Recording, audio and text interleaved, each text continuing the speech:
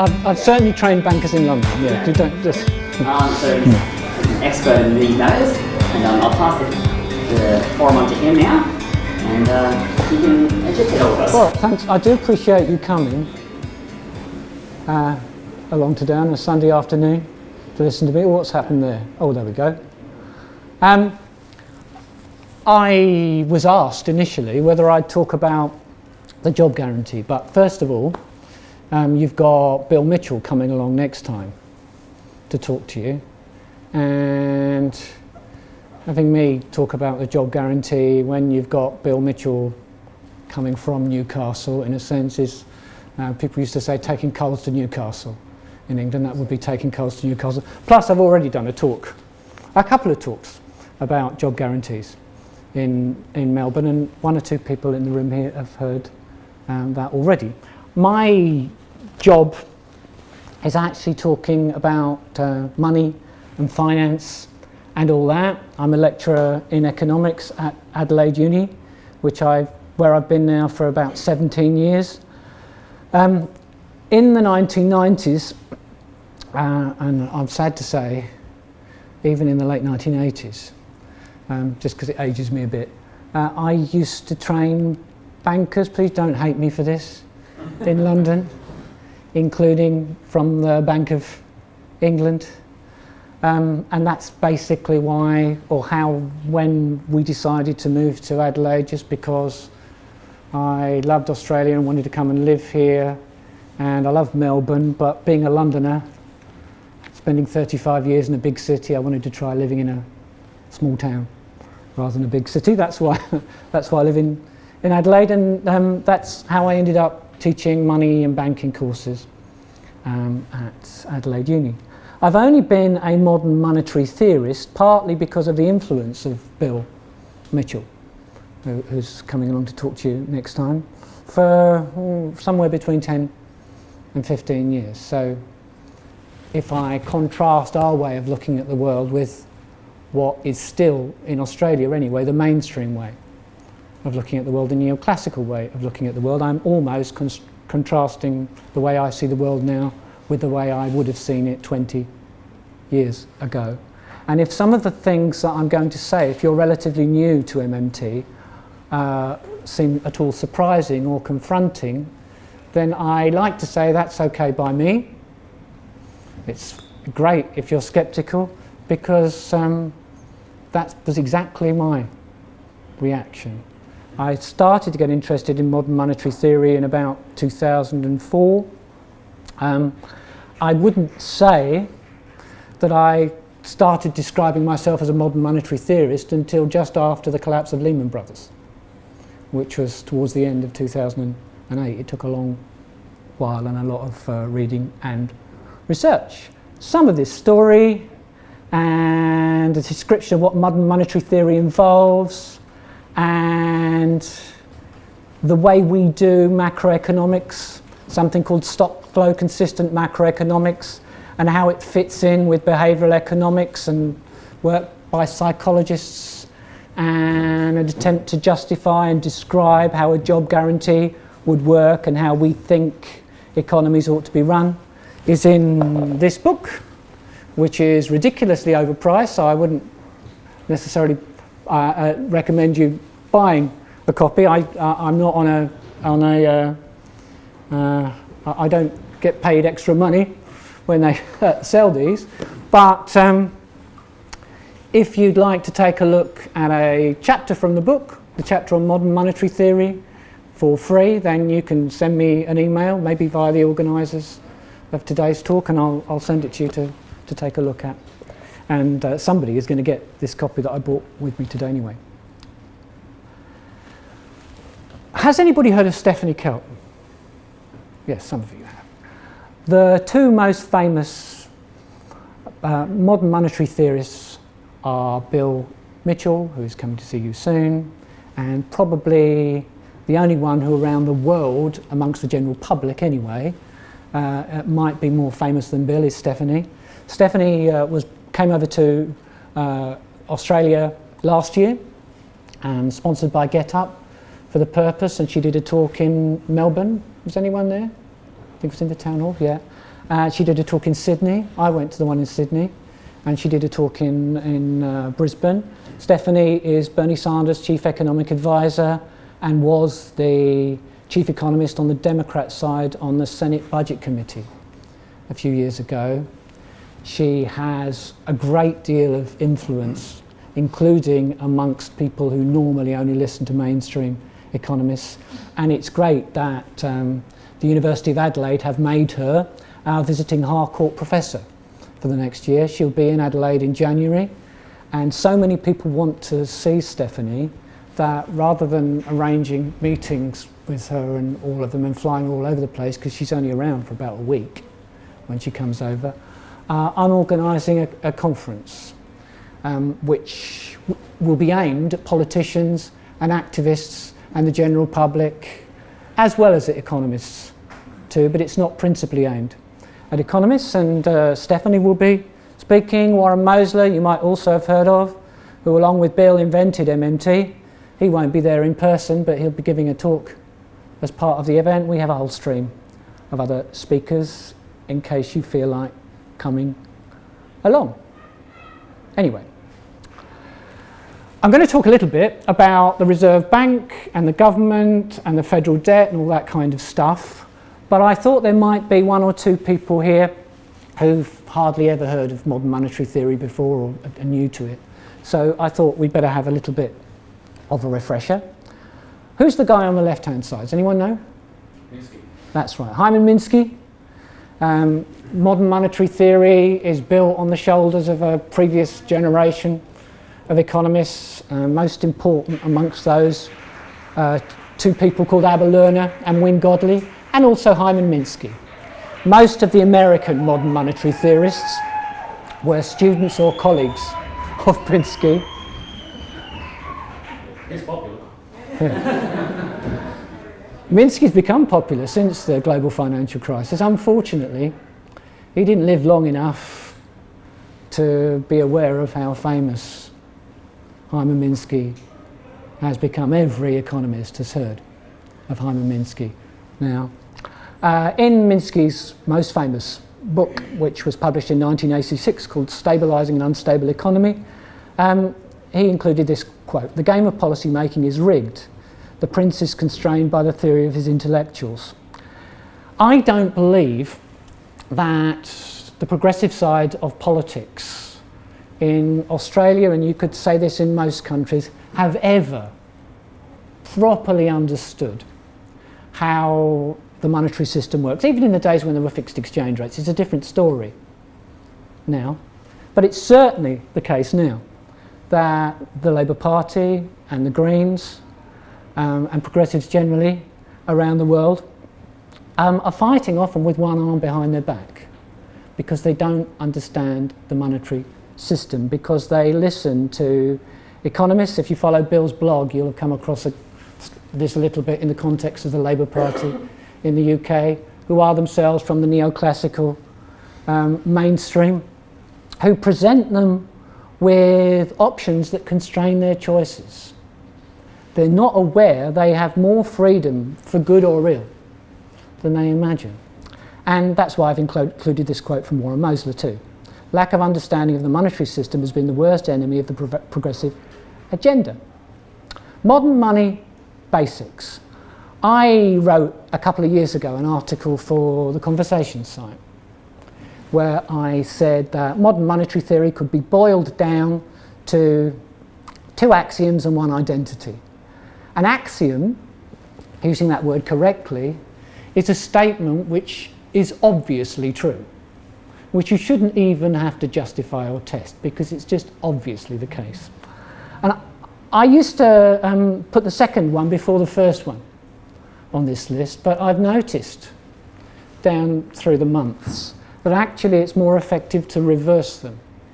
If you start off by saying a monetary sovereign government, we'll worry what a monetary sovereign government is in a moment, a currency issuing government like ours, faces no purely financial constraints, then you get that emotional reaction from people. They misinterpret what you're saying. They think you're saying that the government should spend without limit. Of course, you're not saying that at all.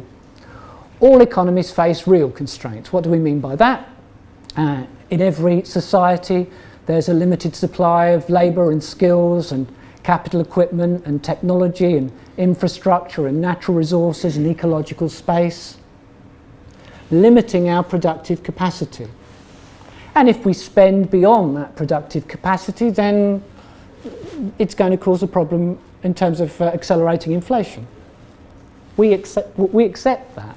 Modern monetary theory does not dismiss the problem of inflation. In fact, in some ways, we think we take it more seriously than mainstream economists do. MMT is not a recipe for limitless spending. It's not even necessarily, in all countries, a recipe for a higher level of public spending than there is at the moment. Well, that first statement is obviously correct. It's an axiom. Well, so is the second one. If you are the monopoly issuer of Australian dollars, you cannot run out of Australian dollars.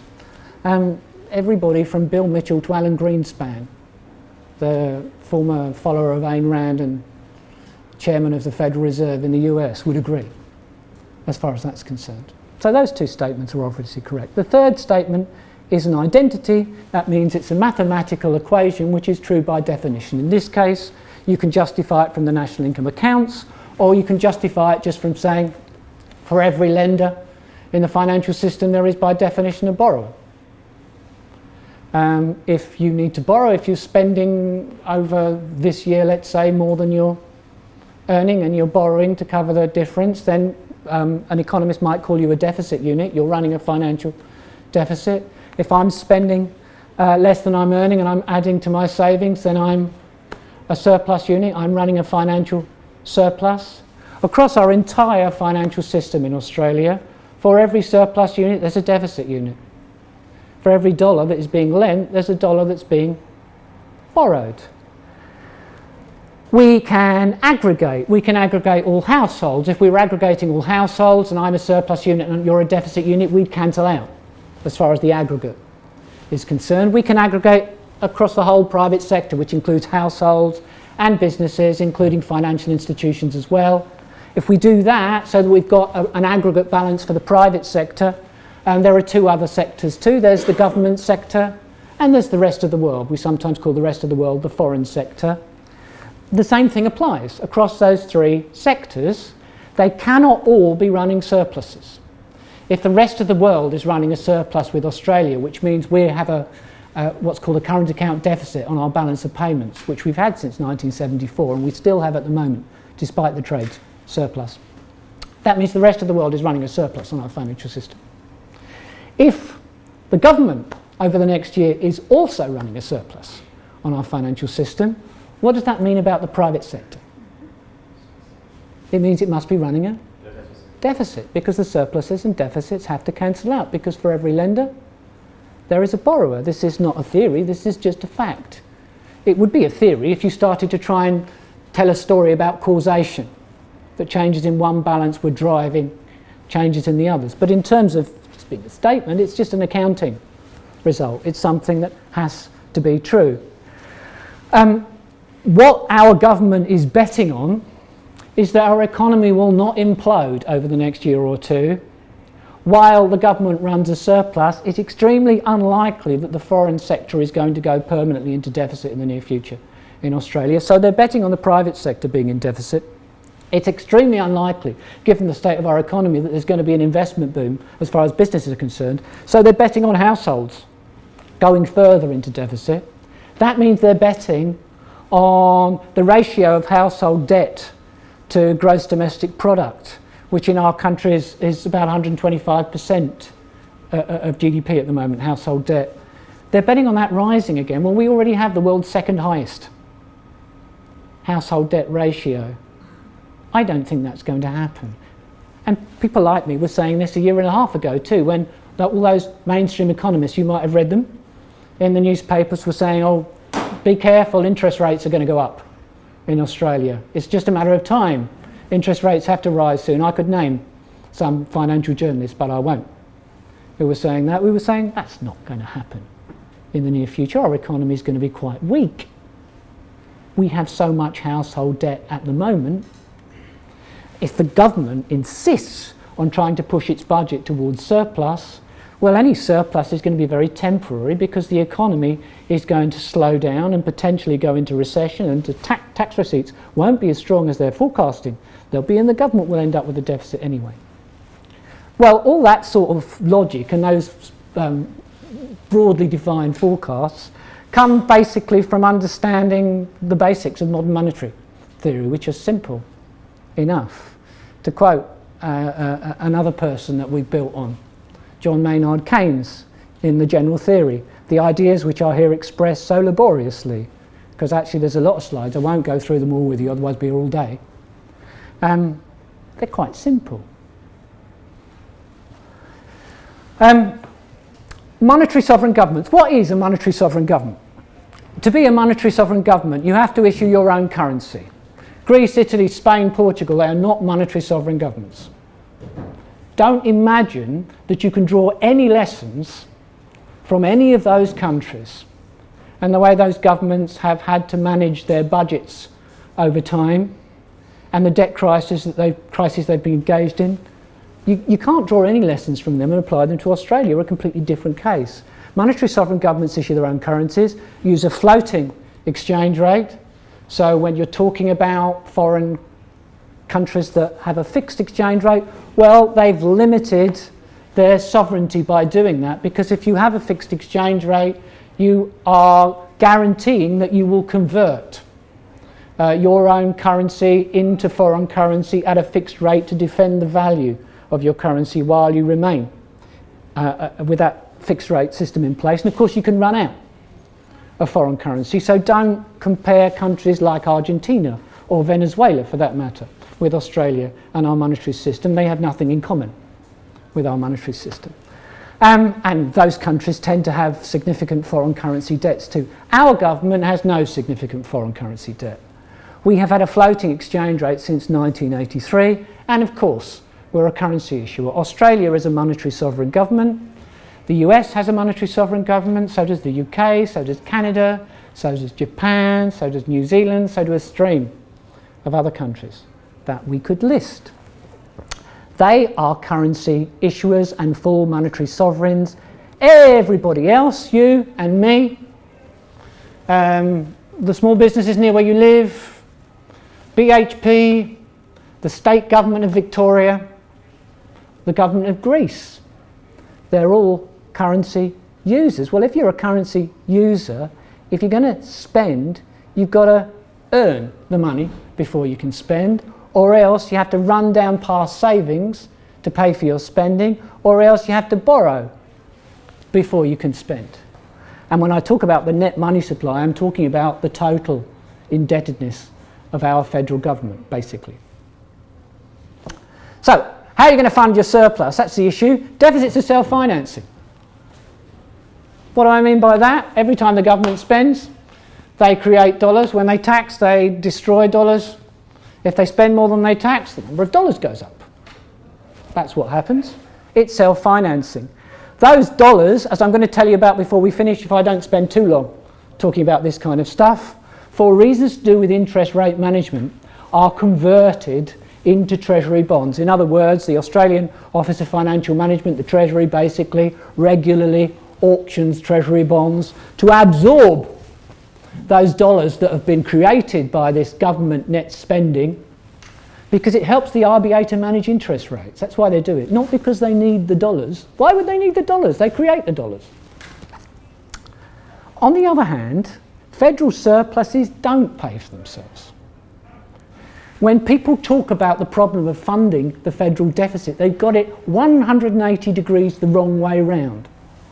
The problem is in funding surpluses. Surpluses tend to drive economies into recession. Paul Keating managed to have a surplus just before the big recession in the early 1990s. Of course, John Howard had a surplus. We didn't have a recession. What they managed to do was deregulate the financial system, lend to households and treble the amount of household debt. We've not dealt with that problem yet. It's the hanging around the neck of the economy and dragging it backwards at the moment.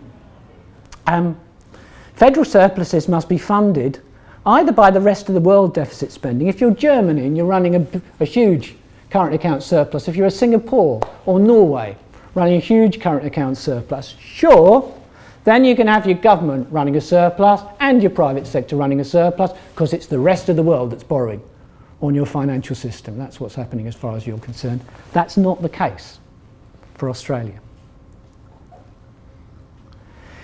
Here are Australia's financial balances as a percentage of our GDP, direct from the ABS, the Australian Bureau of Statistics, since the late 1980s. Now, that line across the top, that's the foreign sector balance. If you changed it from a plus to a minus, it would be our current account deficit. It's been between about 2% of GDP and about 7% of GDP ever since 1974. It's about 2% now because our trade surplus is quite strong.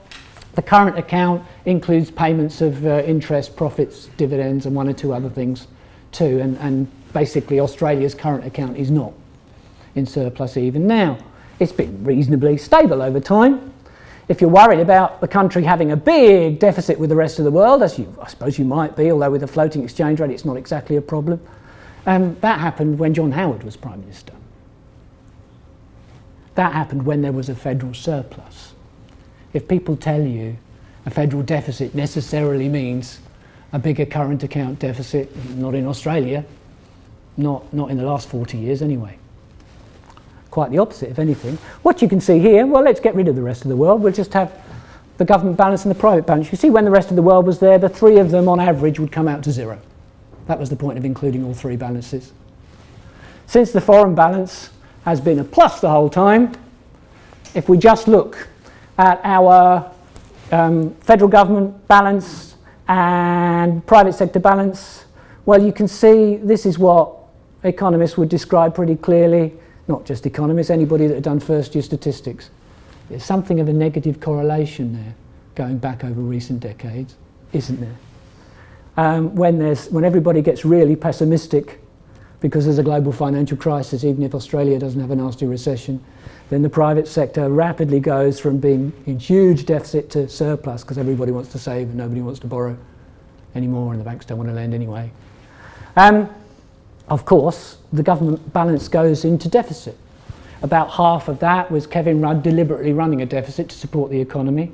The other half was our automatic fiscal stabilisers, just tax receipts crashing because the economy stopped growing at the time. What's the point of this graph? The point of this graph is this is what they're forecasting at the moment. Not just the government, but in the recent election, the opposition too. In fact, they were promising to do it even more. When Chris Bowen was the shadow treasurer before the election, he was saying, yes, we're going to run a surplus, we're going to pay down the debt.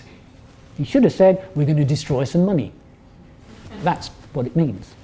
But he didn't say that because he didn't understand. It's not his fault, it's his advisors. But anyway, they talked about running a bigger surplus than the coalition was promising to run, and that's what the coalition is promising. They're promising to push us above that line.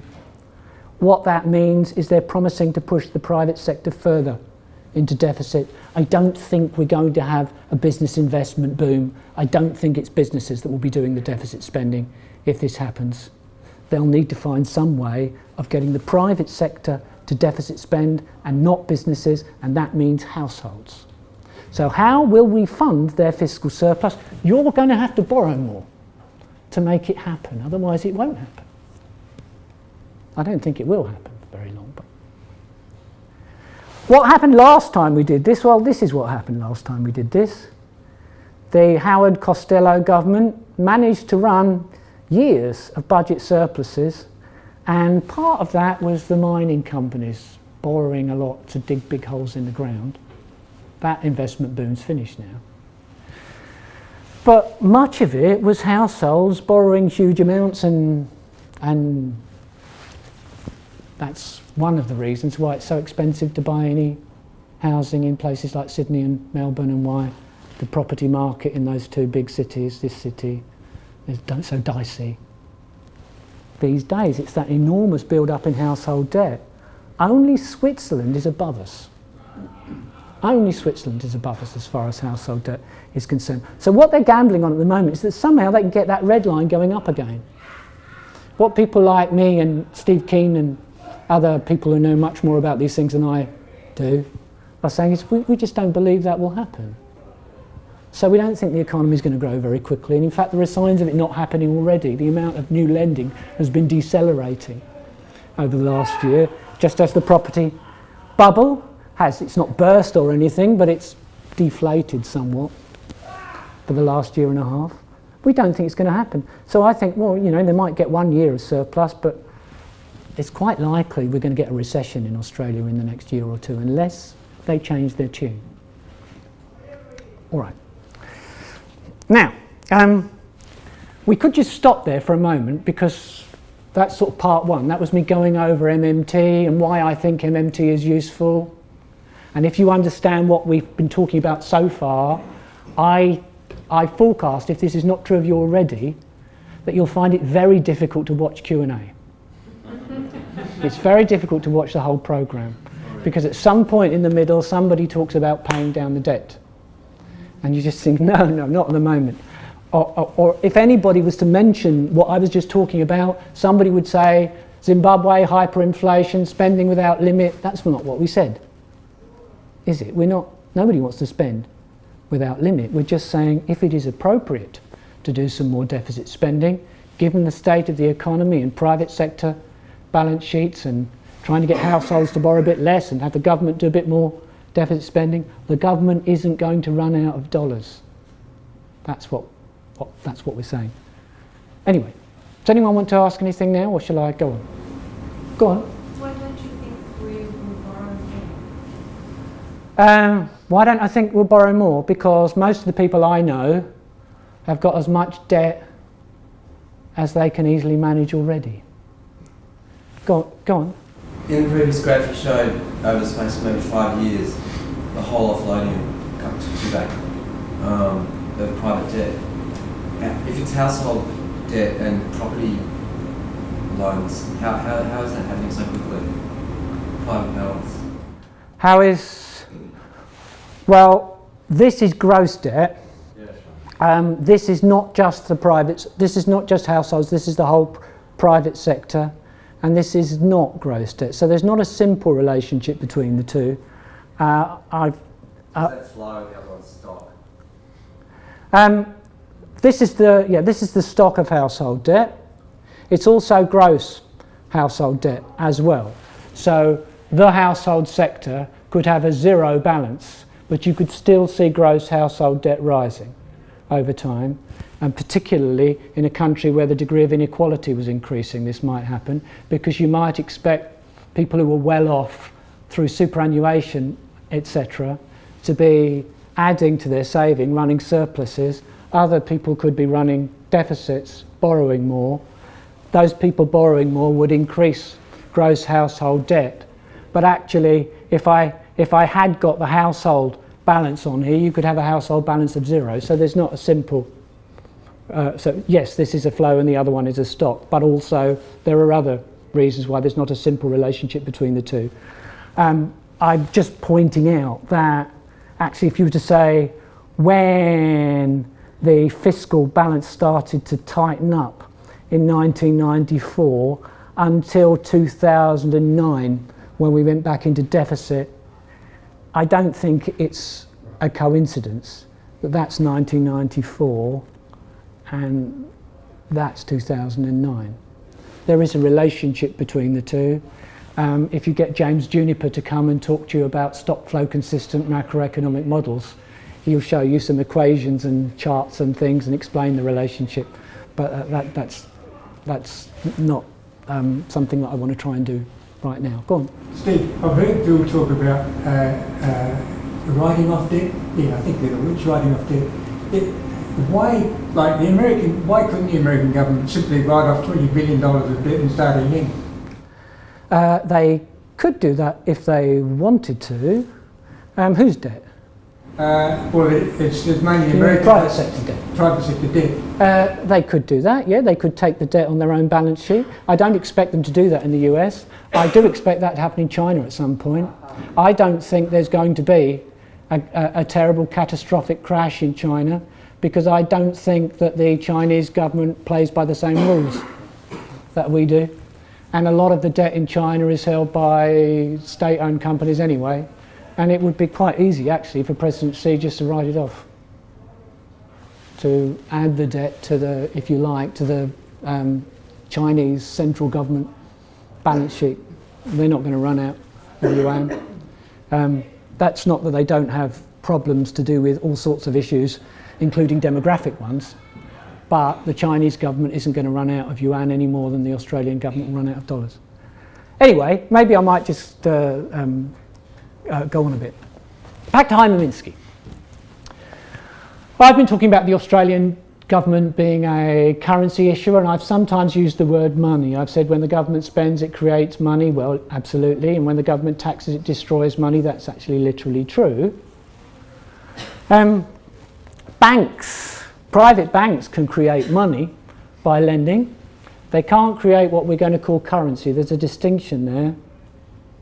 There are different types of money. Government money and private sector money are not the same thing. Hyman Minsky, a long time ago, said, well, in principle, anyone can create money.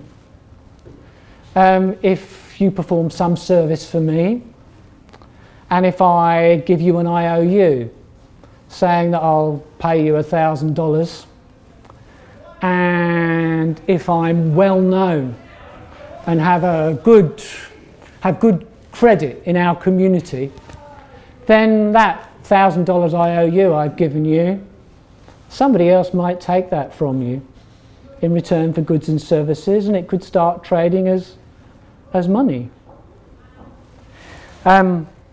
Anyone can create money. The problem lies if we're talking about money as being a generally accepted medium of exchange, being accepted in the community generally in exchange for goods and services. The problem lies in getting it accepted. Well, your deposit with your bank is part of your bank's debts. It's an IOU your bank has to you. When your bank lends to you, if they give you a deposit at the bank on which you can draw, which is what sometimes happens when banks lend to you, actually you are exchanging IOUs.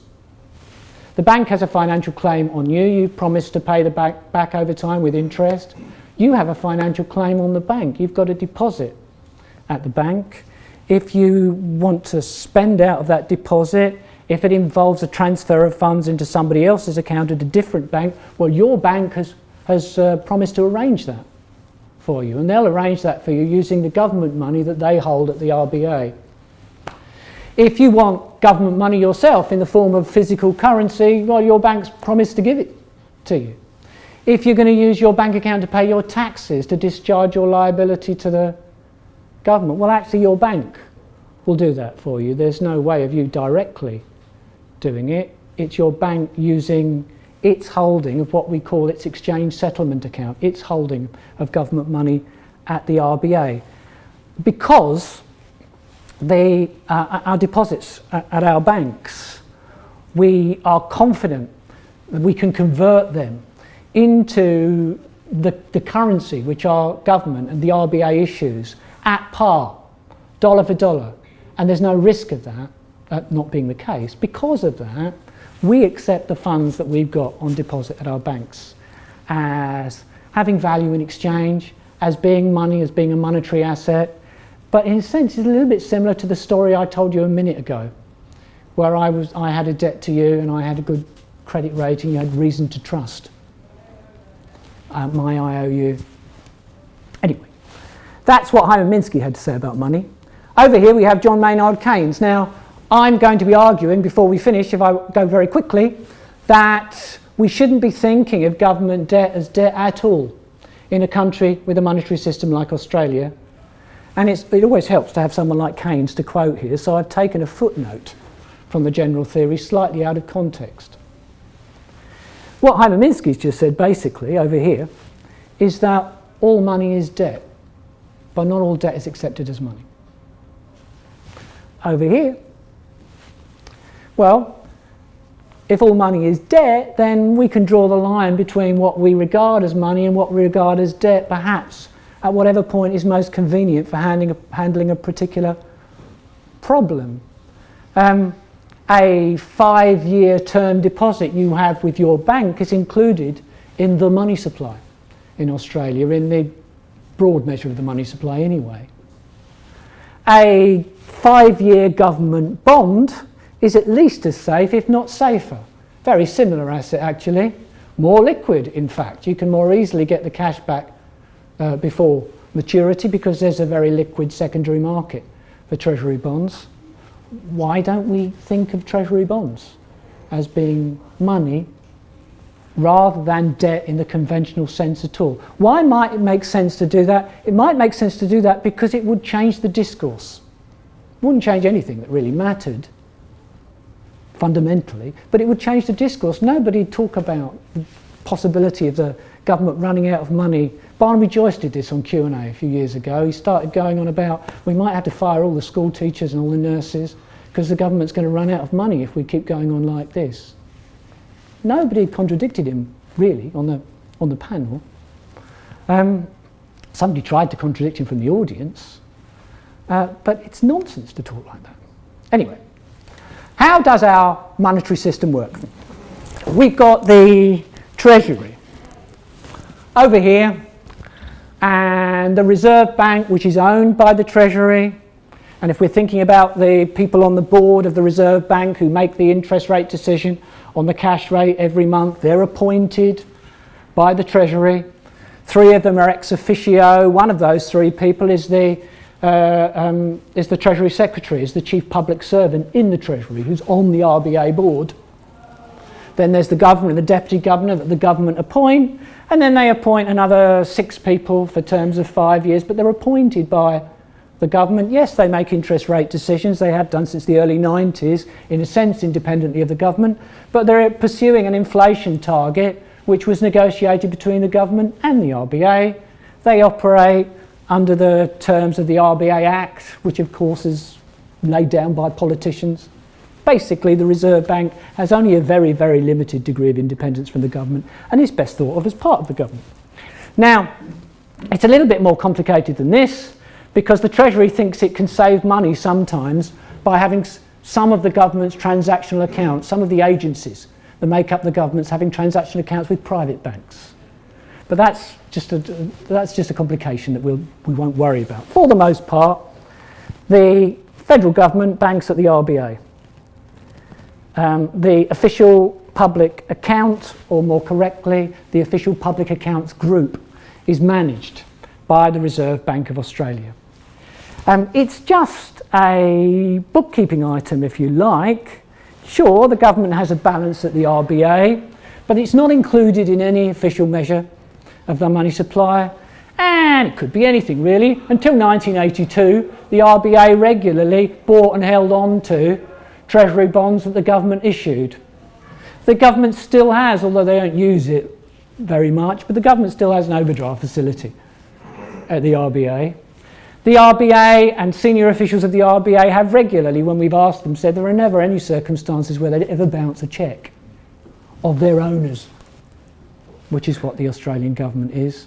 And by the way, to the extent that the RBA does own government securities, sure, the government pays interest on them from the official public account. That interest then becomes officially part of the RBA's profit, and then it's paid back to the official public account again in a dividend. That's how it works. It's all really complicated when you start talking about it, but it's all smoke and mirrors. Who else banks with the RBA? A lot of foreign central banks do, and 1 or 2 other weird and wonderful institutions we won't worry about, but basically our banks and authorised deposit taking institutions, they have things called exchange settlement accounts. They have exchange settlement account balances at the Reserve Bank of Australia.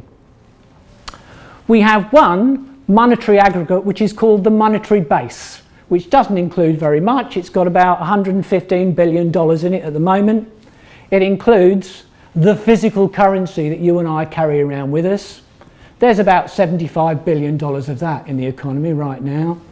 And there's another 40 billion or so, which is the exchange settlement account balances of banks and other authorised deposit taking institutions in Australia.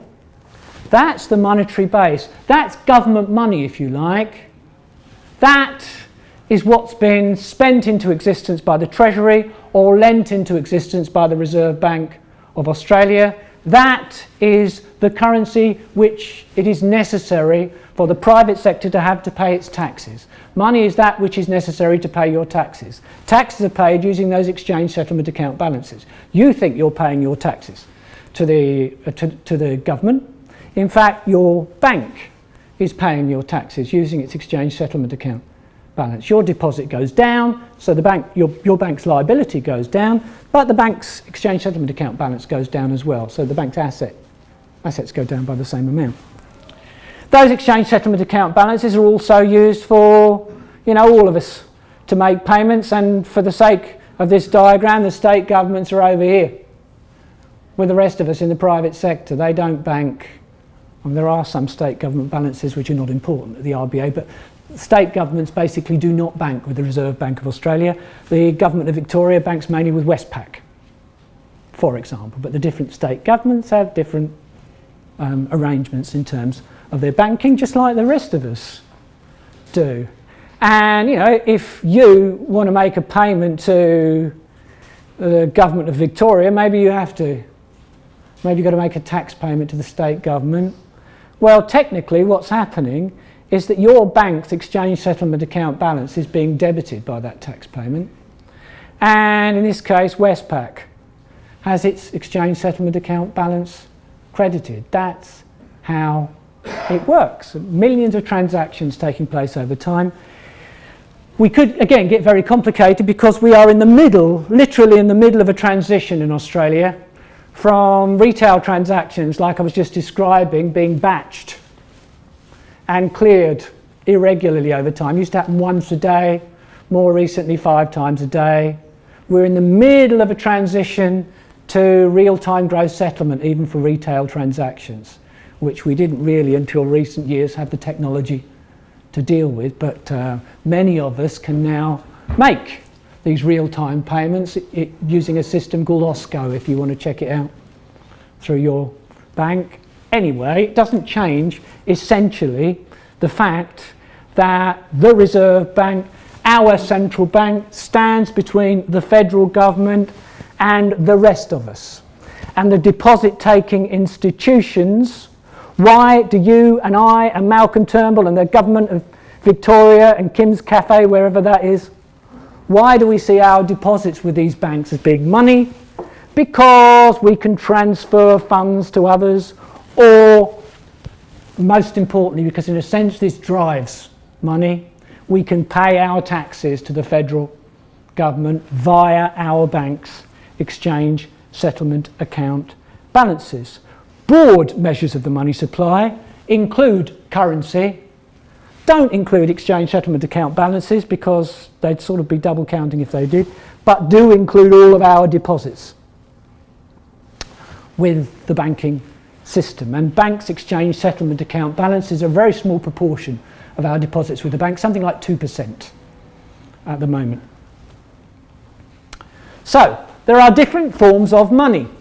At the top of our monetary system sits the Commonwealth or federal government. And I was just talking about the monetary base, the cash or currency we carry around with us, and the tiny amounts which our banks hold in exchange settlement account balances.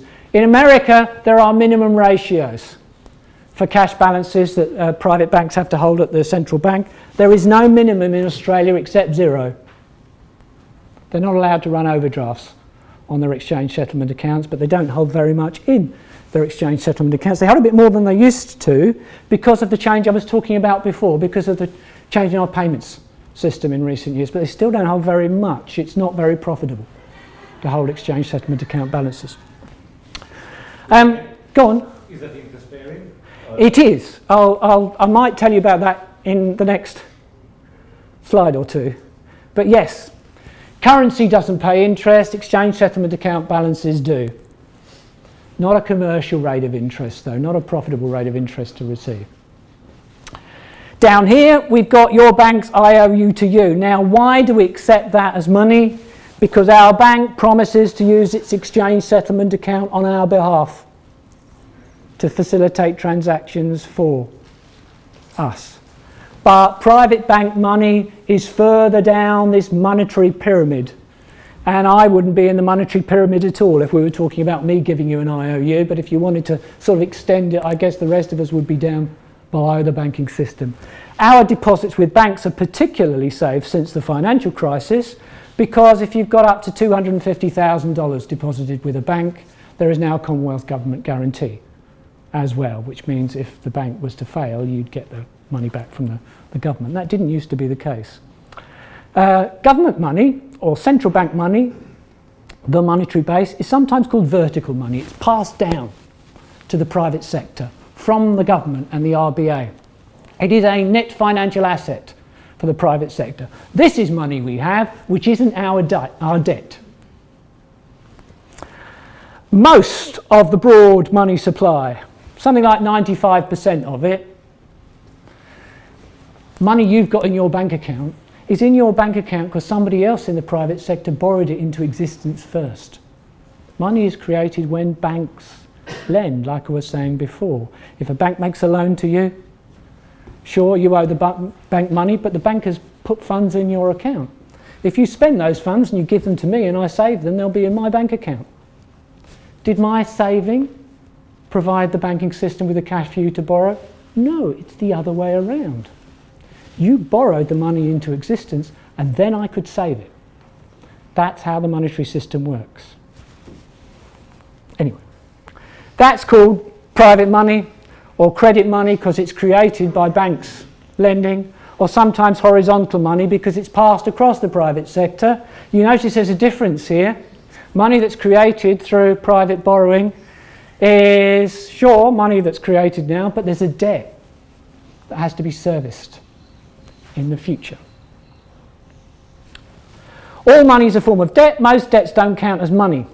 Vertical money, government money, is, somebody called Randall Wray used this term, I'm not sure it's very elegant, that which is necessary to pay taxes. Twin tops. Horizontal money is accepted because it can be converted into that which is necessary to pay your taxes. In a sense, taxes drive money. When money was first introduced in pre-monetary societies, during colonial times, when colonial powers invaded a society which didn't use money previously, how did they get people to use money? Well, they didn't want people to use money. They wanted people to come and work on plantations or build infrastructure or work as servants or something. How are you going to get them to do that without enslaving them? Well, you tax them. If they don't want to be locked in prison, they have to pay you taxes using money with Queen Victoria's head on. They haven't got any money with Queen Victoria's head on. How are they going to get that money? Well, they're going to have to come and work for you and earn it.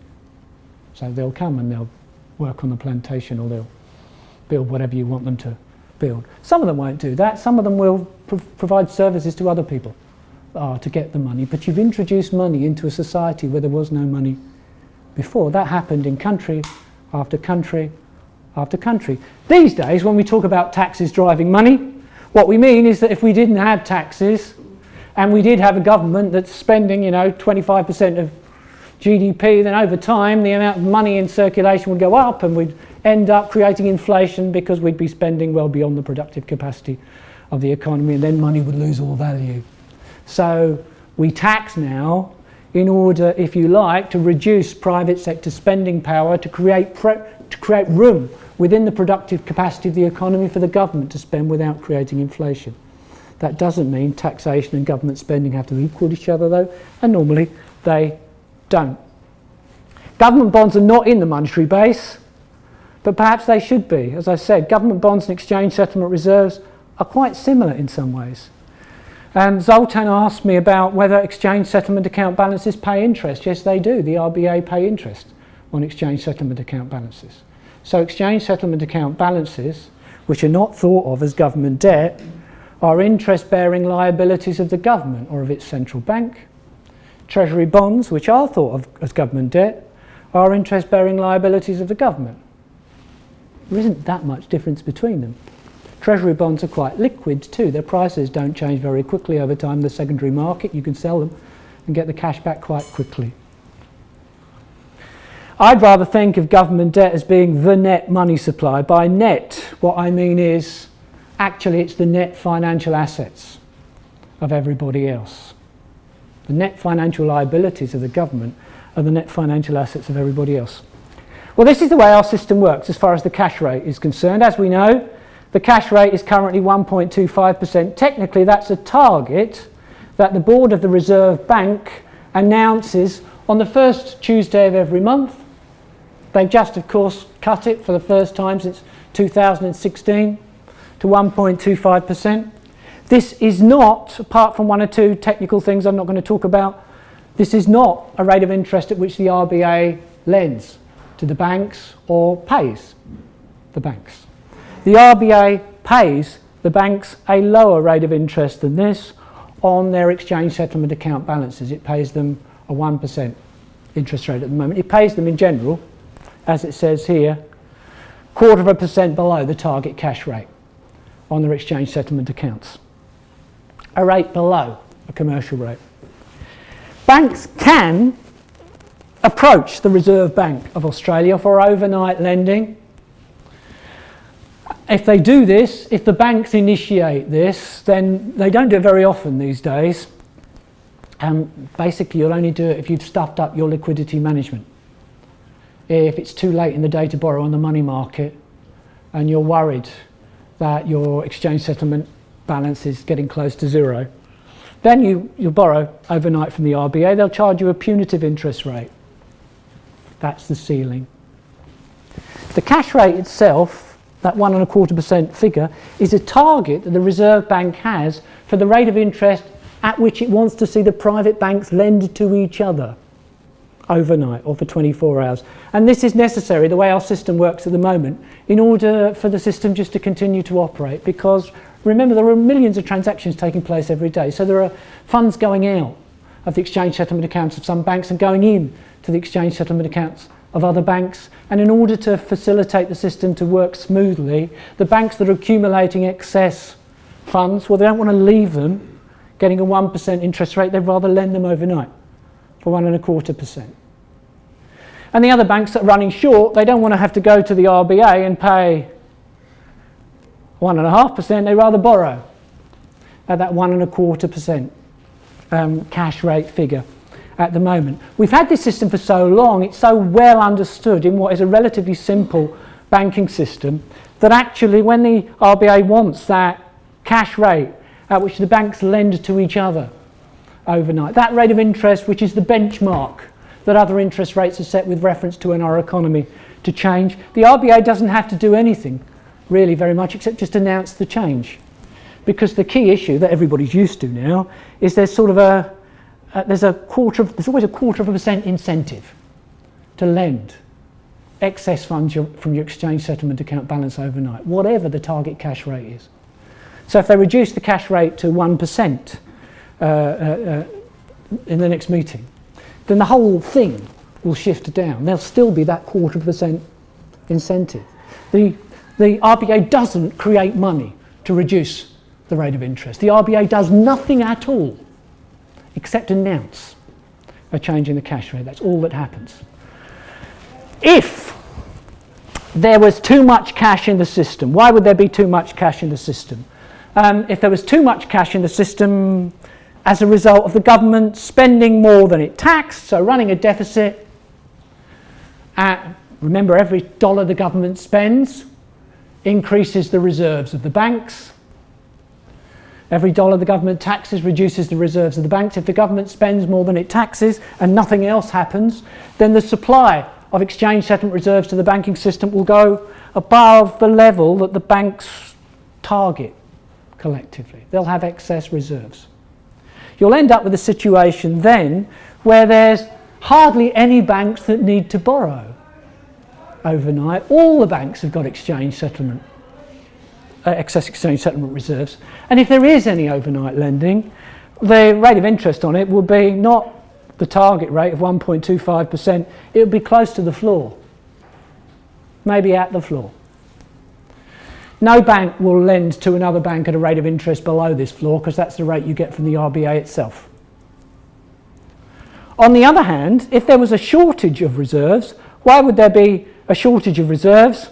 Oh, I don't know. This could be the result of cash that the RBA put in the system temporarily in the past being unwound, having to be paid back by the banks. So the bank's exchange settlement reserves were falling. Or for that matter, it could be that the Treasury has made a big Treasury bond issue, which private sector investors have bought, and that's meant funds going out of private banks' exchange settlement account balances. The banks are all short of funds now. Hardly any banks have excess funds. Well, if there is a bank with excess funds to lend, it's going to lend them at almost the ceiling rate, because most of the banks now are going to have to go to the RBA on borrow overnight. If the Reserve Bank did not carefully manage the total supply of funds to the system day to day, and the demand for reserves varies from day to day, mainly because of transactions between the government and the private sector, but there are other reasons too, then the rate of interest on the overnight market, the cash rate, would not be equal to the RBA's target. It would yo-yo up and down between the floor and the ceiling. And the Reserve Bank doesn't want that to happen. So the Reserve Bank trades on the money market to make sure it hits the target cash rate. Basically, this is what can happen. If there are flows from the private sector to the Reserve Bank or the government, that can create a shortage of reserves. If the government was running a surplus and did nothing about it, all those taxes would destroy reserves in the banking system, for example. If there was a shortage of reserves, so that the total supply of exchange settlement account balances in the system was below what the banks wanted to hold, then you'd need to add those reserves back to the system if you were the RBA. Otherwise, the cash rate would rise above your target level. You'd lose control of the official interest rate. On the other hand, flows from the government or the RBA to the private sector will create additional reserves. If you leave too many reserves in the system, like I was saying before, there'll be basically nobody will need to borrow overnight. They'll all be stuffed full of cash. And as a consequence of that, you'll lose control of the cash rate. Again, if the RBA didn't pay interest on reserves, the cash rate would fall to zero. Since it does, the cash rate would fall to the bottom, to the floor, to the rate the RBA pays. So the RBA tries to put additional funds into the system when there would otherwise be a shortage every day. As I'm going to explain in a moment before we finish, that's the case most days. The RBA deliberately keeps the banking system a little bit short of cash. When I say a little bit short, they alleviate that shortage every day, but they engineer it so the shortage will come round again in a few days' time and they can alleviate it again. That's what happens. Just put some more cash into the system, stop the cash rate from rising, stop there being a shortage of funds. If there's a surplus of cash in the system, they need to do the opposite. Either the RBA or the government somehow needs to take the cash out of the system, or the cash rate would fall below the RBA's target. I just thought I'd tell you what happened a couple of days ago, because this happens every day. I didn't tell you what happened on Friday, I'm sorry, because I put these slides together a day or two ago. The Reserve Bank of Australia has most days kept the banks short of electronic cash and topped things up. They don't do this usually the way that first-year economics textbooks tell you they do it. They don't buy many treasury bonds outright anymore. Instead, they mainly do it through Reserve Bank of Australia initiated short-term secured loans. They're called reverse repos. Repo means sale and repurchase. Do you have cash converters here? Yeah. Yeah? Oh, sorry, South Australia. Yeah, in South Australia we do. I know we do in South Australia. Pawn shops. I don't mean pornography, you know what I mean? Yeah. Pawn shops. You can go to a pawn shop and you can sell them your watch and say, I'm going to buy the watch back from you in a week's time. Will you be paying a lower price or a higher price? Higher price. The gap between the two prices will give you an interest rate on that loan. The Reserve Bank of Australia is a pawn shop. They accept, sure, Commonwealth government securities, treasury bonds and treasury notes. They also accept a wide variety of high-class private sector securities too. You can go on their website and find out about it. Basically what happens, most mornings, the Reserve Bank, first thing in the morning, 9:20 Melbourne time, they'll say, we expect there to be a, I don't know, $1,000 million cash shortage today. We're going to put $1,000 million into the system for, let's say, 19 days. They've got their own reasons for saying that. And they announce this through Reuters and Bloomberg, because you have to do stuff through the private sector these days. It's the law. It's not really the law, but that's the way they do it.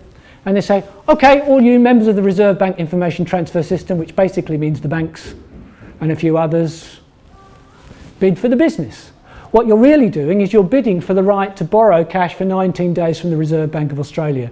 Everybody will bid for it, because if nobody else bid for it, you'd be able to borrow the cash really cheaply. That would reduce your funding costs a bit and you'd make a profit. So everybody puts in a bid. And the Reserve Bank lends the cash to those private banks that offer it the highest interest rate. But for legal reasons, what actually happens is the Reserve Bank buys those securities, including treasury bonds, from the private banks now, and at the same time agrees to resell them in 19 days' time, just like you with your watch at the pawn shop. It's called a reverse repo because the RBA isn't doing a sale and repurchase, it's doing a purchase and resale, if you see what I mean, when they put the cash into the system. That's how it works. This happens every day. On the 20th of June, this week, 9:20 a.m. they said they wanted to put this amount into the system for 19 days, and that's what happened. They don't care which bank they lend to, because then the banks can lend to each other on the overnight market at the cash rate and sort things out day to day. They're just trying to get the total amount in the system right. Why did they feed that cash into the system? Well, mainly because they previously fed about that amount of cash into the system a few weeks before, and it was going back out again, so they were replacing it once more. On the 13th of June, they didn't just do this, they do sometimes buy some treasury bonds outright. So that's why I included the 13th of June. That's the last time the RBA bought any treasury bonds outright. That puts cash into the system until those treasury bonds mature. On the 7th of June, they overdid it a bit. They don't always get things exactly right. And they talk to the banks, and after all, although we've got 100 authorised deposit-taking institutions, but there's only 4 of them that are important. So sort of imagine it's not the way I do it now, but they're on the phone to the big 4 banks, and of course they know what's happening between the Treasury, the government and the private sector too, but at 9:20 on the 7th of June they put about $4 billion, sorry, it wasn't $4,150, it was $4,150 million into the system for 19 days again. It's not always 19 days, it's just coincidence. But they sometimes, at 5:10 in the afternoon, have another round, in case they haven't got it quite right. And what happened on the 7th of June was that they worked out later in the day, we put a bit too much cash into the system. If we don't do something about this, there'll be a surplus cash, and the cash rate will fall below our target. So we'll take it out again. This is a straight repo. What do I mean by that? Later on in the day, the Reserve Bank said, we don't want to lend more to you, we kind of want to borrow it back again. Only for 5 days. Don't ask me why it was for 5 days. Borrowing it back again, well, that means the Reserve Bank selling some securities from its balance sheet to the private banks and agreeing to repurchase them in a few days' time. It's just fine-tuned the amount of cash in the system. It's ridiculous, isn't it? It's so complicated. It doesn't need to be this complicated. But basically what's happening is day to day, the demand for reserves from the banks in their exchange settlement accounts goes up and down for a variety of reasons, including what they expect the government to do soon. And the RBA has to meet it. The RBA isn't choosing how much to put into the system every day in order to do anything other than to meet the demands of the banking system with cash. When there are surplus funds in the system, this is important. Why does the government issue treasury bonds in Australia? In order to more or less exactly match the gap between government spending and taxation. When we moved to the current system in 1982, the Reserve Bank told us, and you can still find this on the RBA website if you look carefully enough, they did it to help the RBA manage interest rates. Until the 1970s, interest rates in Australia were highly regulated, were not set through the market basically. Banks didn't pay interest on deposits anyway, not transaction deposits, and interest rates on loans were highly regulated. At the end of the 1970s, Australia moved to a more market-based system, and the Reserve Bank then basically had to do what they do now really, which is to manage the supply of cash to the private banks to try and ensure that the cash rate stayed at the RBA's target level.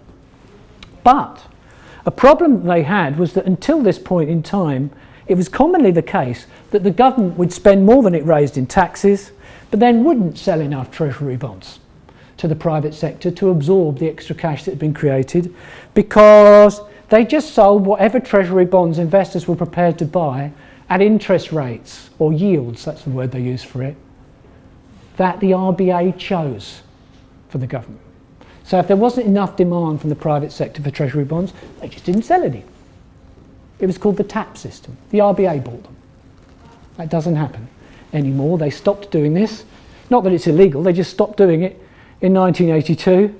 The reason why they stopped doing it was because when those bonds were not sold, what happened was the reserves stayed in the system. So you created a surplus of reserves, and the RBA would have needed to engage itself in a very high level of transactions in order to keep control of interest rates.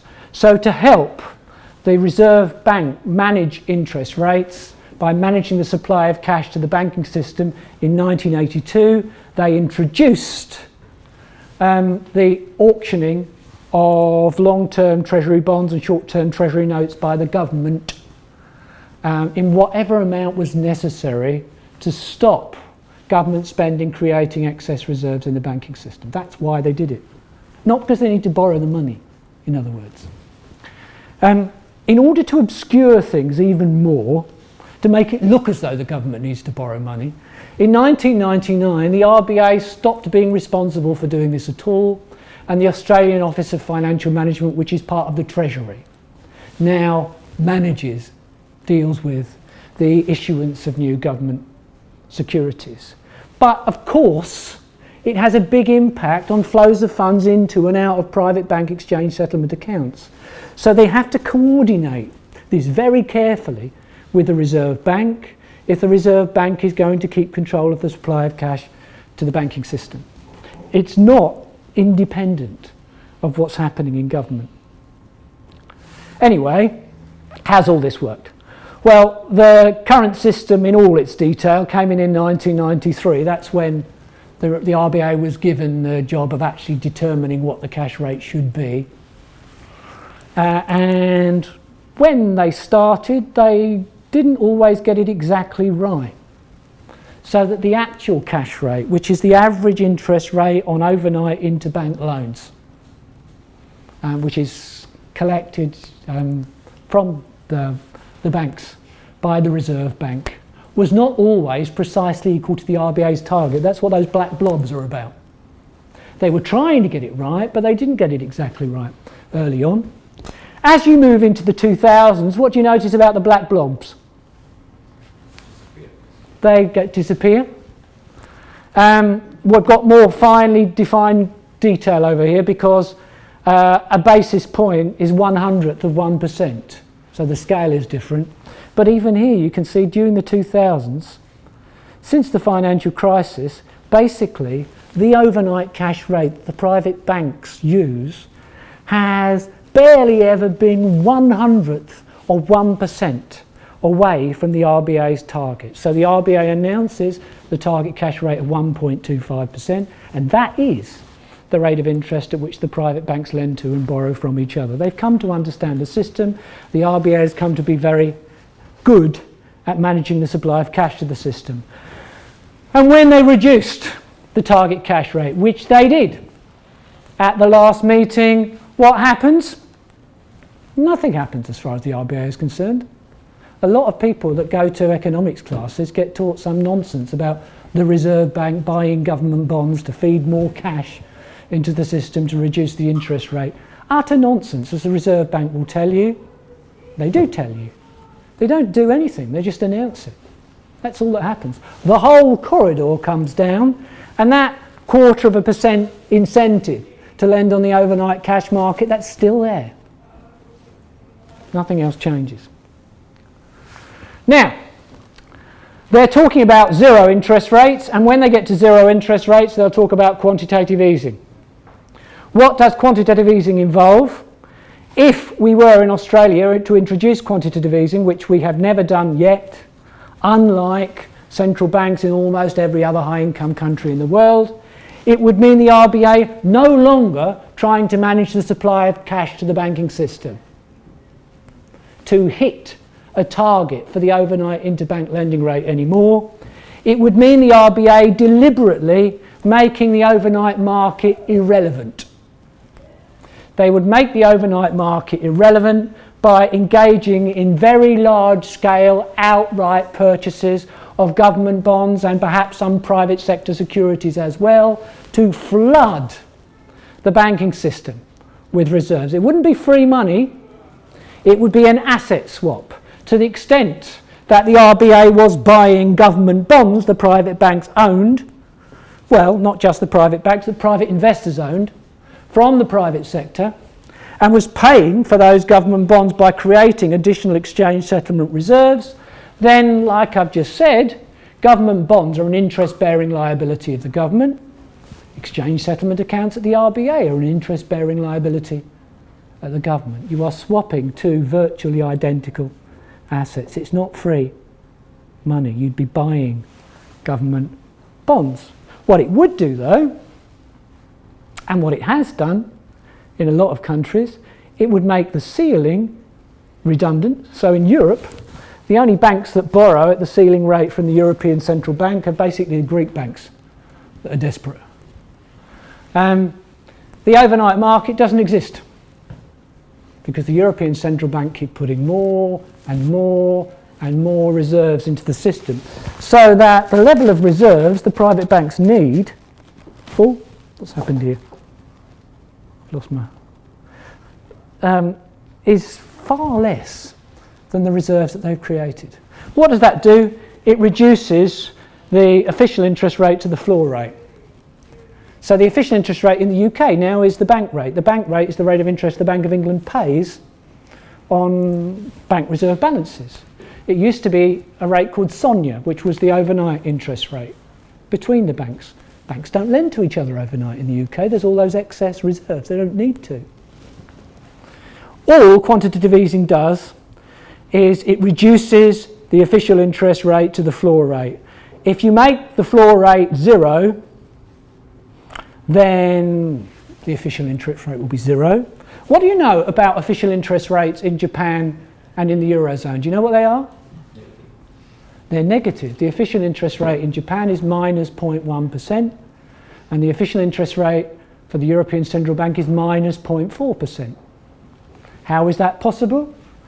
Well, you do quantitative easing, you flood the banking system with reserves, and then not only do you not pay a positive interest rate on those reserves, you charge an interest rate on them. You effectively tax some of those reserves back out of the system.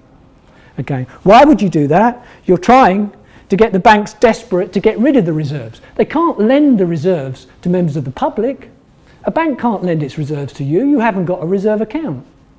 Just like you can't pay money from your bank account to somebody else without withdrawing it in cash if they don't have a bank account. So a bank cannot lend its exchange settlement reserves to you because you don't have an exchange settlement account. What they can try and do is get rid of them like hot potatoes. If they could do enough lending, then the people that they were borrowing to would spend from their deposits, and that would transfer balances to other banks, and then the other banks would be stuck with those reserves with a negative interest rate. That's the idea. It's lunacy, of course it is. It doesn't even work really. The banks are not foolish enough to take on ridiculous risks like that when they've already got very weak balance sheets, and their regulators wouldn't let them anyway, but that's the idea. Okay. Why does the Reserve Bank manage interest rates the way it does? You know, the cash rate, as I said, is a key reference rate for our economy as a whole. If you've got a fixed rate mortgage, then there are a variety of influences on the interest rate you'll pay, but the main influence is what your lending institution expects to happen to the cash rate on average during the period of time when your mortgage rate is fixed. Interest rates to a greater or lesser extent in Australia are linked to the cash rate, which after all is the marginal cost of cash to a bank which is short of cash and has to borrow overnight on the money market. Why would you cut interest rates like they were doing until 2016? They've cut them again now. Because the Reserve Bank has a target for CPI inflation where they're supposed to try and keep the inflation rate within a 2 to 3% range on average over the next 2 years. They have completely failed to do this for about 4 years now. Inflation has continuously undershot the Reserve Bank's target. The economy has not grown as quickly as the government would have liked. Inflation has not been as strong. You must know wages have not been rising. Labour costs have not been rising as quickly as they'd expected. Unemployment is low, but underemployment isn't, as we know. Anyway. Cutting interest rates isn't going to help much. We have all that household debt. And the other reason why it's not going to help much is that, of course, when you cut interest rates, if you've got a mortgage, sure, it means you've got more disposable income. But I've got term deposits. What's it doing to me? There are losers as well as gainers. And if the gainers outweigh the losers, it's not by that much. And on top of that, we've got to a point now where interest rate cuts and talks of zero interest rates and possible quantitative easing are perceived by many people as just a signal that the Reserve Bank is panicking and the economy is actually in a much worse state than they're telling everybody. So you then get that signal, that information, which is counterproductive. You cut interest rates and it doesn't necessarily push the economy forward, it can pull it back. Even if you did push it forward, that sugar hit, if it means households going and borrowing even more, is going to give you an even bigger hangover in the future. So monetary policy is always unreliable, and with the level of household debt we have in Australia at the moment, in my opinion, is basically bust. The Reserve Bank has an inflation target. It has no way of hitting this inflation target. It's relying on external factors. Philip Lowe thinks that too. Well, yeah, The other day. and well, indeed, he believes that the government should be doing more, but he often contradicts himself. I had an article in Independent Australia earlier this year where Philip Lowe was saying at that time the government needs to pay down its debt. It's important that the government runs a surplus. He's now completely contradicting what he was saying 6 months ago. If he's saying now the government needs to run a bigger deficit. Has he discovered MMT perhaps? Well, maybe. I think he's aware of it, but what he thinks of it, I don't know. Fiscal policy works, monetary policy doesn't. Central bankers think they're managing the economy. Warren Mosler says they're like a child sitting next to the driver in the passenger seat with a toy steering wheel. They imagine that they're steering the car. It's the government budget that's steering the car. It's fiscal flows that are steering the car, because they change what I've been calling the net money supply, or the supply of net financial assets to the private sector. Fiscal policy works. Fiscal policy is a job of the government. It's not something the Reserve Bank is allowed to do legally. The Reserve Bank is not supposed to give away money to the private sector. It can lend to certain institutions. It can trade in certain financial assets. It can't engage in well, it's not supposed to be able to engage in government purchases and taxation.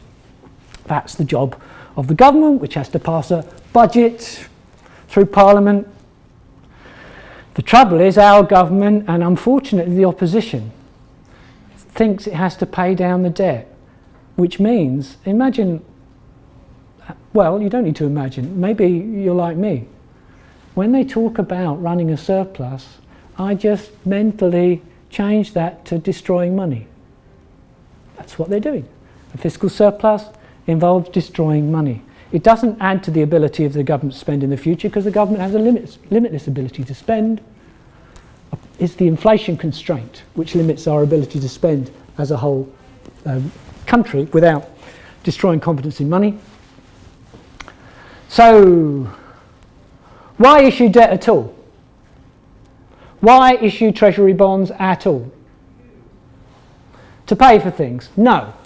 You are borrowing back your own currency that you created. You do not need to issue government debt to pay for things. The Bank of Japan in the last couple of years has been buying Japanese government debt quicker than the Japanese government's been issuing it. And the Bank of Japan is effectively owned by the Japanese government, controlled by the Japanese government. The supply of Japanese government bonds in Japan, which is the high-income country with the biggest fiscal deficit at the moment, has been shrinking over time because as soon as the government issues them, they have the same rule in Japan as in other countries, ridiculously, that the central bank's not supposed to buy significant amounts of government debt directly from the government.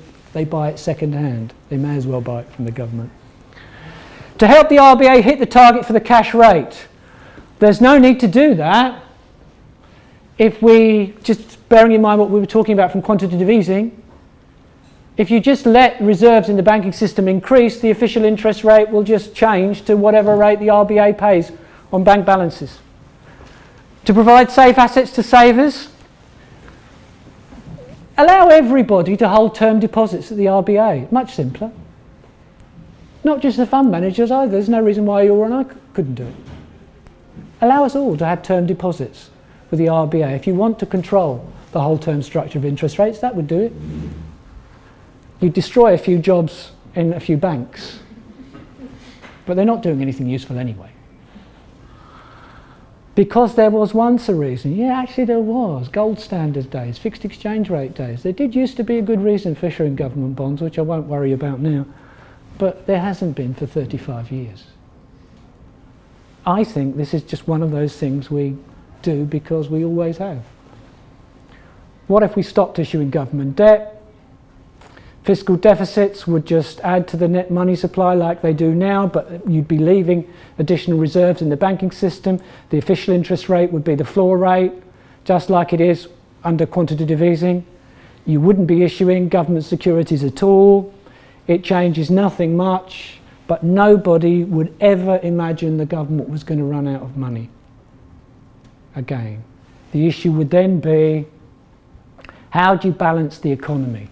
You don't want to spend too much. You don't want too big a fiscal deficit. It will create inflation. There's no reason to get rid of that 2 to 3% inflation target. You should keep something like that. Redefine the cash rate as the rate paid by the RBA on exchange settlement account balances. Set that rate low, or maybe, Bill Mitchell would say, set it at 0 and leave it there. It doesn't mean you get to borrow at 0 interest rate from your bank. You're risky. There'd be a risk premium. Continue to spend by keystrokes like you do now, but just leave the additional reserves in the system. Offer everybody the opportunity to hold term deposits at a government bank. You could call it the Reserve Bank of Australia, if you like. Stop talking about the national debt. It isn't the debt of the nation anyway, and the government doesn't have debt in a meaningful sense. Not the Commonwealth government. Not that they've got to repay ever. Start talking about the net money supply instead. And then start talking about what it would mean to balance the economy rather than the budget. Okay, well I've gone on quite a long time, but that's it really.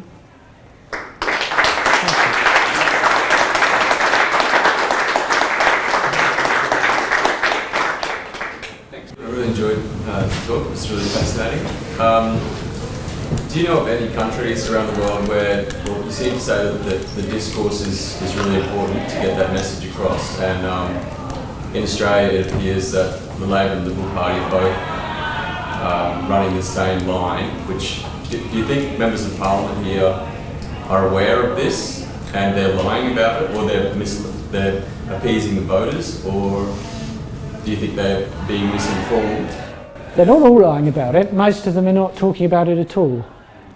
Most of them have, including one or two people that I quite like and get on with, quite a lot of members of Parliament are not interested in macroeconomics, and they're interested in other things, which is fine, not naming any names.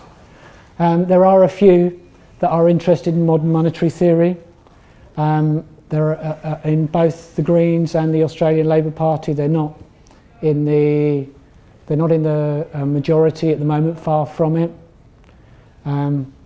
I think there is a better chance, despite what you see in the media at the moment, of the new leadership of the ALP being interested in these issues than there was the old. So I think I see some positive signs there. Bill is talking to some people. There are some other people that I can't even talk about who are talking to people in Canberra. I've done a talk in Canberra myself. I can't tell you who that was to.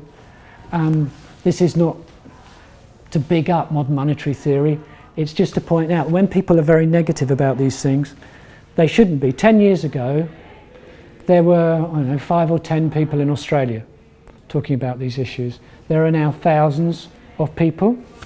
It is definitely the case that the Australian Greens and the Australian Labor Party are both actively thinking about a federal job guarantee now, which was not the case before. And as far as moving towards functional finance, which is an old-fashioned term for what I was just talking about, is concerned, that's going to change quite quickly, because I think the current orthodoxy is going to fail very badly over the next couple of years. So I'm quite hopeful. So with your suggesting shifting term deposits for some federal treasuries, what sort of resistance would there be from the bond market that Who cares? speculating? I've scrapped the bond market. What influence would they have to sort of spread misinformation and try to fight it? Is it Well, if I'm elected Prime Minister, none at all. What risk would there be? Potentially, if you upset these people, it's not that they'd sell government bonds, because you don't really care about that anyway. They might sell the Australian dollar, which would put some downward pressure on the currency. But you know, they'll do that if there's a vaguely radical Labor government anyway. So I don't think this makes things any more difficult as far as that's concerned. I don't think that's necessarily going to happen, because I used to train people that traded on the foreign exchange market, and they're looking to make a profit. They're not particularly ideological. So I think that concern is overblown. The Australian dollar has been depreciating much of the time for the last year and a half. We have quite a flexible economy the way it's set up now. It doesn't create severe inflationary pressures. Indeed, while our currency's been in a limited way collapsing on the foreign exchange market for the last year and a half, the RBA has continued to miss its inflation target on the low side. So a lot of the fears people have are misplaced. You don't need to get rid of treasury bonds. If you could persuade people that treasury bonds ought not to be thought of in the same way that you think of corporate bonds. It's just, if that's difficult, then change the institution. Get rid of treasury bonds altogether. There's no absolute need to have them. We don't have a gold standard. We don't need the government to sell them like the Bank of England was selling government bonds at the end of the 17th century to raise gold reserves. That's not the monetary system we have anymore. I'm not saying this is going to happen tomorrow.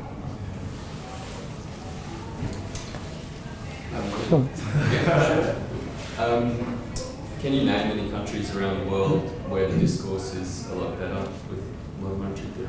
Well, there are some interesting things happening. There have been a lot of quite vociferous debates between policymakers, politicians and senior public servants in Japan recently, because the Japanese government and its central bank continues to Publicly, they say things like, because I think they don't know anything about modern monetary theory, so the Japanese Prime Minister has said to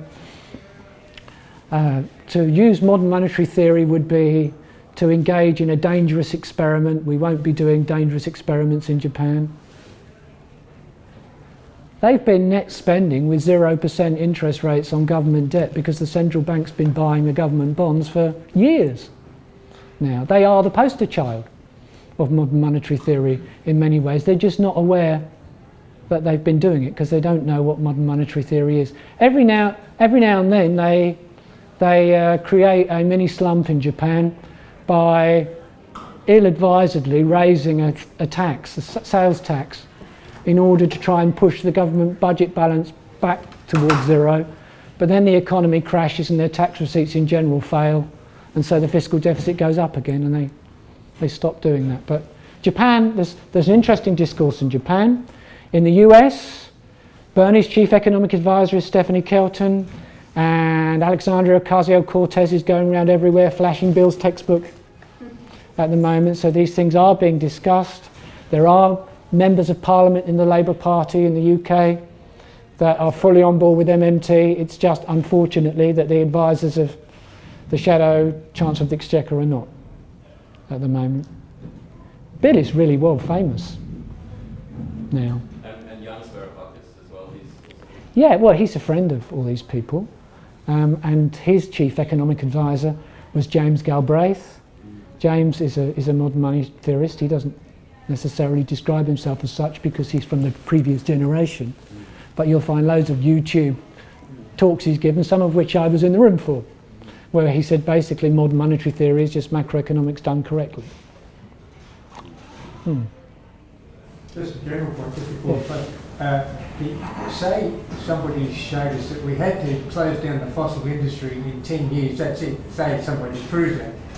That would be an amazing thing for modern monetary theory, wouldn't it? Because we'd simply compensate the fossil industry, pay them all, retire them, pension them off, and transfer the assets across to massive solar farms all over the world's deserts, and then that would free energy. What it does is it concentrates your thinking, because the problem when dealing with climate change is about real resources and ecological resources. It's not about money. So whatever it is technically possible to do, you can pay for. If you spend too much, you'll create inflationary pressures, but it is never a reason not to do something which is a good idea, because... But given that point I made, 10 years, that's it. You've cooked the planet. Then that would force the issue. That's what I'm saying. Well, one of the things I want to do in our conference in January is to have people who are not just economists speaking, because we want to talk about a just transition and a Green New Deal. And I think a problem in the recent election was that, whether this is true or not, some people in Queensland perceived that you were taking away their jobs, or you were threatening them with a loss of income and jobs, and not offering them anything in return. So it was a very negative, almost confrontational approach to dealing with people. And what we'd like to say is, really, we can't afford you to be, not that coal mines employ many people anyway, but we can't afford you to be doing this coal mining. We've got more important things for you to do. This is what we'd like to talk to you about doing instead. That's got to be part of a Green New Deal.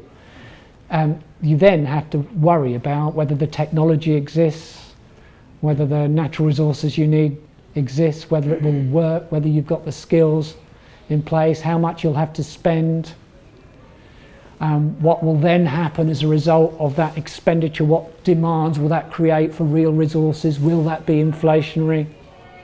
If it might be inflationary, what are you going to do about it?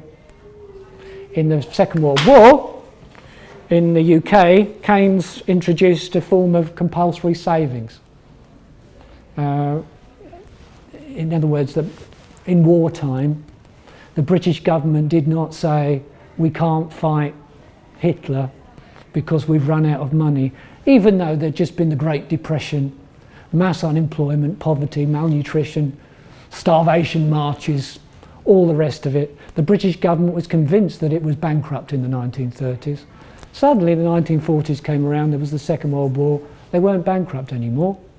Of course the government just spent as it needed to in order to prosecute the war effort. And in terms of avoiding that being inflationary, I'm not suggesting rationing now, but they used rationing to an extent. Something else they did was they had compulsory saving, basically locked up some of people's ability to spend until after the war. Again, I'm not suggesting doing that now, but we have had much, or countries have had much greater challenges to deal with, in some respects anyway, in the past. And when they've dealt with them, it's been about managing real resources and dealing with inflation risk. It's never been about whether you're going to run out of bits of paper, or these days, numbers on a spreadsheet. That's what money is. Money is not the main issue. That's the point. Go on. I think about a week or two ago, the Italian government threatened to issue a type of treasury that would be able to use to pay tax. And what do you think is the sort of what's coming for the euro? What's the sort of path going forward? Do you think it has a... I think it might have been used as a bargaining ploy. That's actually what they've done, is they've taken Warren Mosler's idea. I should have mentioned that, shouldn't I, when you asked whether any governments anywhere...